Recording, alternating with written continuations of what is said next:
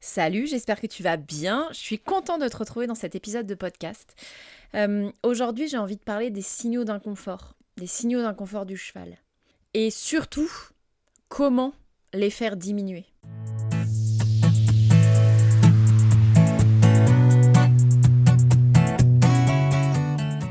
Salut, bienvenue dans À Cheval, le podcast de l'équitation collaborative. Je suis Morgane, je suis coach en équitation et j'accompagne mes élèves, peu importe leur discipline ou leur niveau équestre, vers plus de collaboration dans leurs échanges avec leur cheval. Si tu es cavalière et que tu es à la recherche de connaissances, de tips, de réflexions ou d'exos pour que ton équitation devienne plus collaborative, alors tu es au bon endroit. Dans ce podcast, je te partage seule ou avec mes invités tout pour t'inspirer et que tu puisses développer l'équitation dont tu rêves avec ton cheval. T'es prête ? Allez hop, à cheval !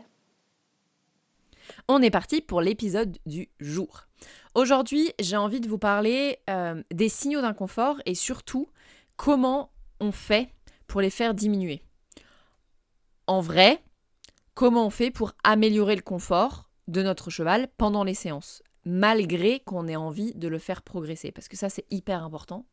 C'est pas parce que notre cheval est en phase de progression et donc en effort que que c'est ok et que on n'a pas la possibilité de faire baisser les signaux d'inconfort dans cette phase de progression. Donc c'est hyper important de comprendre que les signaux d'inconfort c'est des infos. Et du coup, c'est hyper intéressant de savoir les faire baisser. On peut les faire baisser instantanément pendant nos séances en 3 étapes.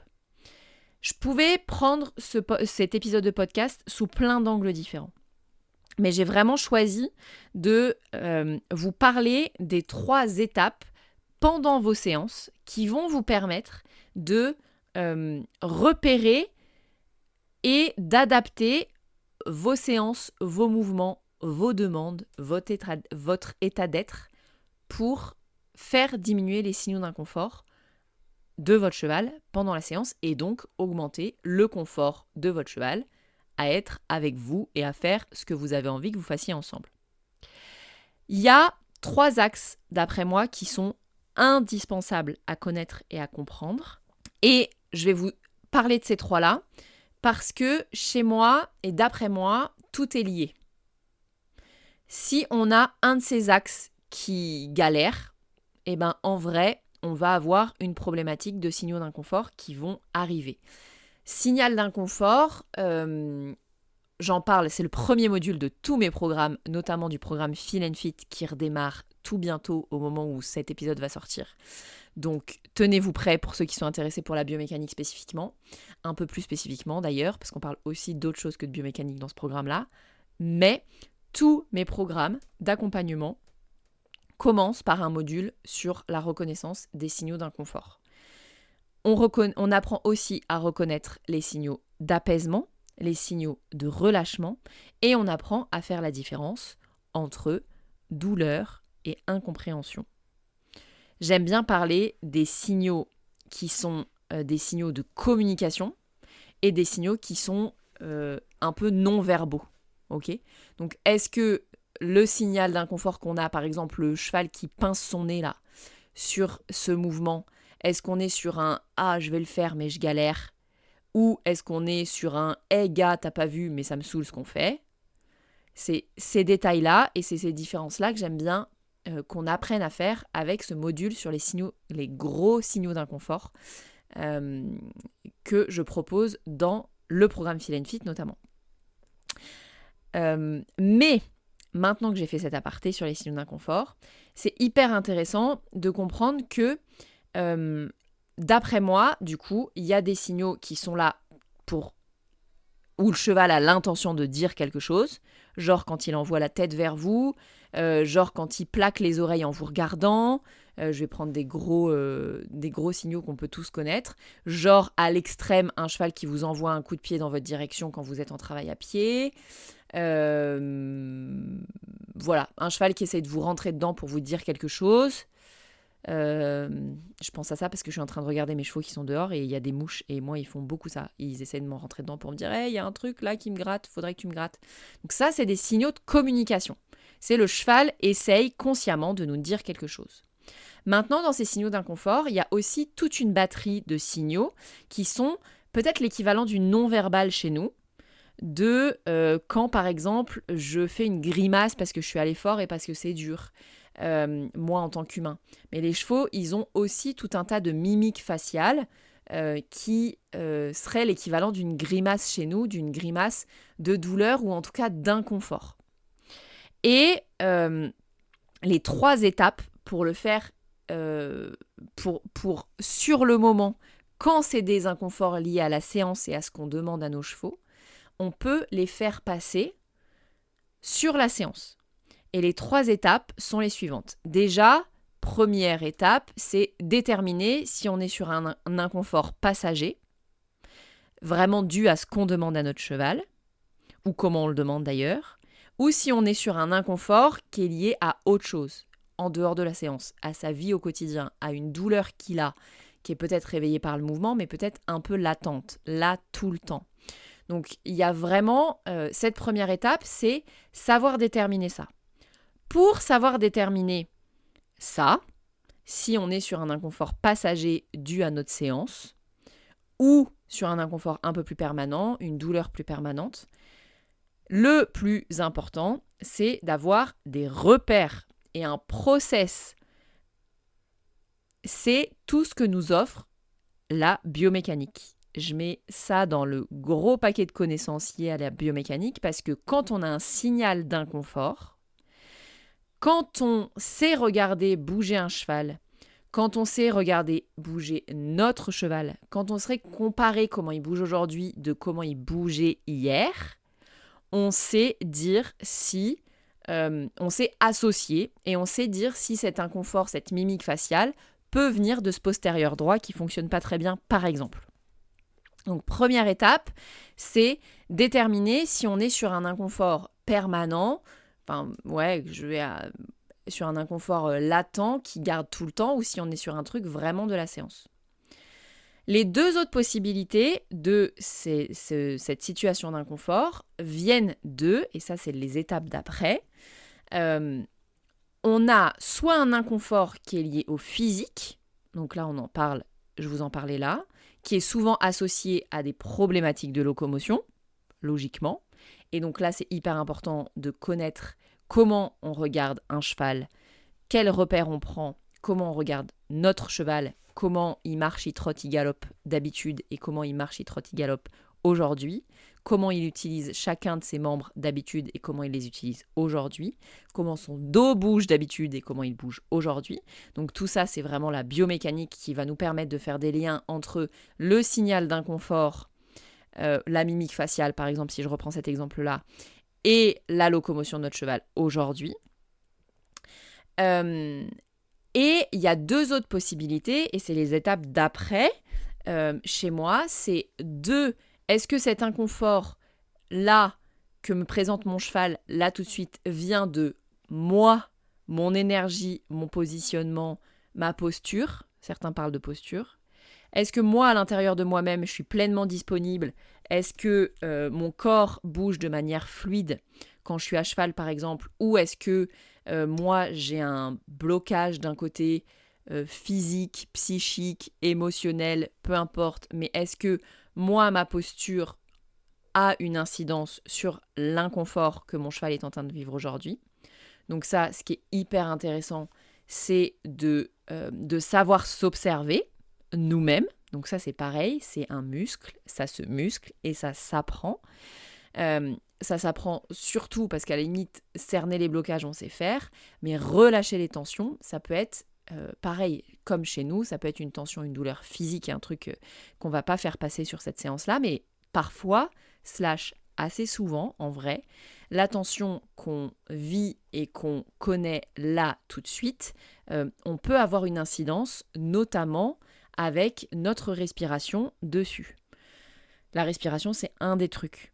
On peut avoir des mouvements qui nous aident aussi, si c'est une problématique plus physique. Mais en tout cas, souvent, la deuxième étape que je vous propose là, c'est de regarder comment on se sent nous pour faire le lien et agir, entre guillemets, sur la façon dont nous on se sent.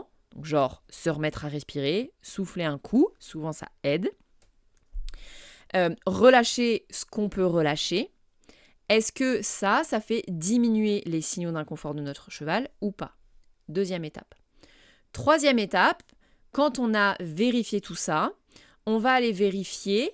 Donc, je reviens sur mes premières étapes. Première étape, locomotion biomécanique. Deuxième étape, comment je me sens moi. Troisième étape, comment je demande à mon cheval. C'est quoi? Comment je communique? Comment je lui dis ce que j'attends de lui? C'est quoi les aides que j'utilise pour faire mon épaule en dedans, par exemple? Est-ce que je tire un grand coup sur ma reine droite?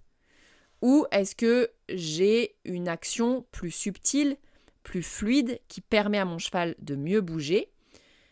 Qu'est-ce que je peux faire de différent? Qu'est-ce que je peux faire de moins dans ma communication qui va amener plus de confort pour mon cheval dans le mouvement ou dans la séance en général?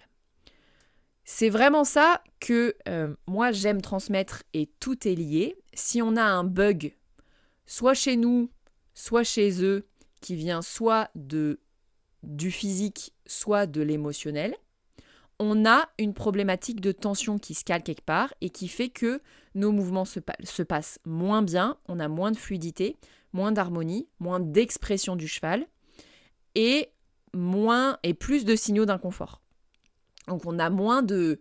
Souvent, c'est relié à moins de plaisir, moins de kiff dans ce qu'on est en train de vivre avec notre cheval.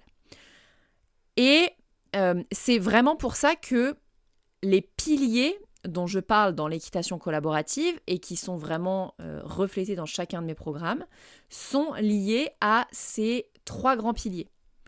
Émotionnel, biomécanique, communication. Si on a un bug sur un de ces 3 versants, on a un bug général dans la séance. Si on sait avoir un impact sur chacun de ces 3 versants, eh bien, on va avoir des séances plus fluides, plus faciles. On va avoir un cheval qui est plus confortable avec son humain, qui est plus motivé pour travailler, qui retrouve aussi un sens à l'équitation et à ce qu'on lui propose.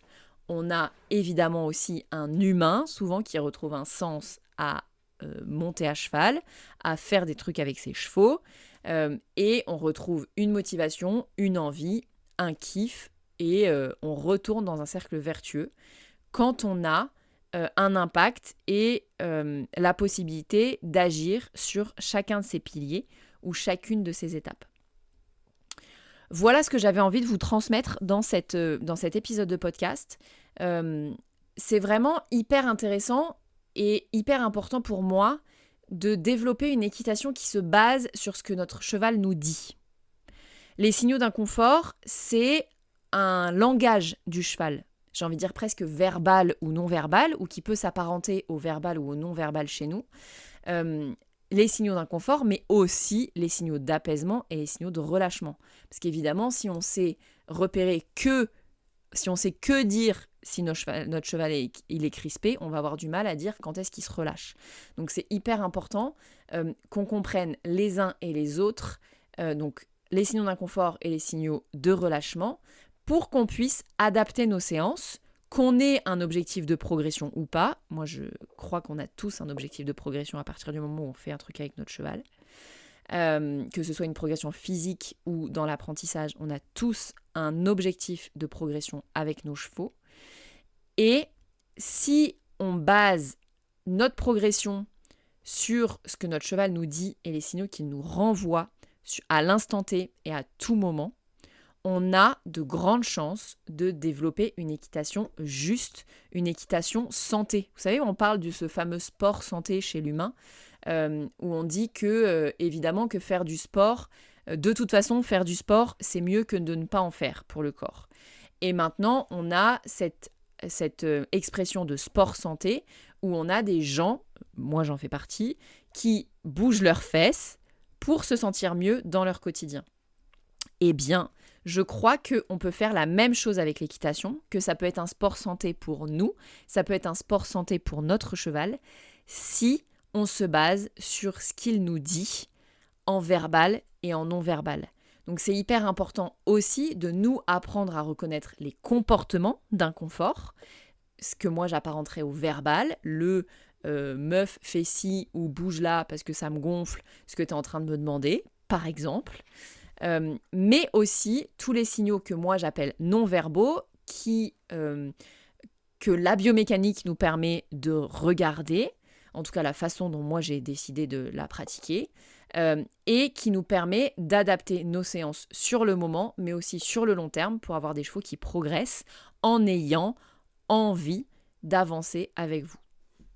Voilà ce que j'avais envie de vous raconter sur cet épisode de podcast. J'espère que ça résonne pour vous. Si c'est le cas, venez me dire ce que peut-être une idée générale que vous retenez de cet épisode de podcast. Venez m'en parler en MP sur les réseaux sociaux. J'adore discuter avec vous des épisodes de podcast et des switches ou des pensées ou des questions que ça vous amène à vous poser ou des réflexions ou des changements dans votre équitation, parce qu'il y en a beaucoup aussi, que ça vous amène. Et puis, comme d'habitude, si vous aimez le podcast et que vous pensez qu'il faut qu'il soit mis dans les oreilles d'autres propriétaires de chevaux, surtout, n'oubliez pas d'aller lui mettre 5 étoiles sur la plateforme d'écoute que vous utilisez. Et abonnez-vous pour être mis au courant des prochaines sorties d'épisodes. En attendant, moi je vous dis à la semaine prochaine pour un nouvel épisode de À Cheval, le podcast de l'équitation collaborative. À plus!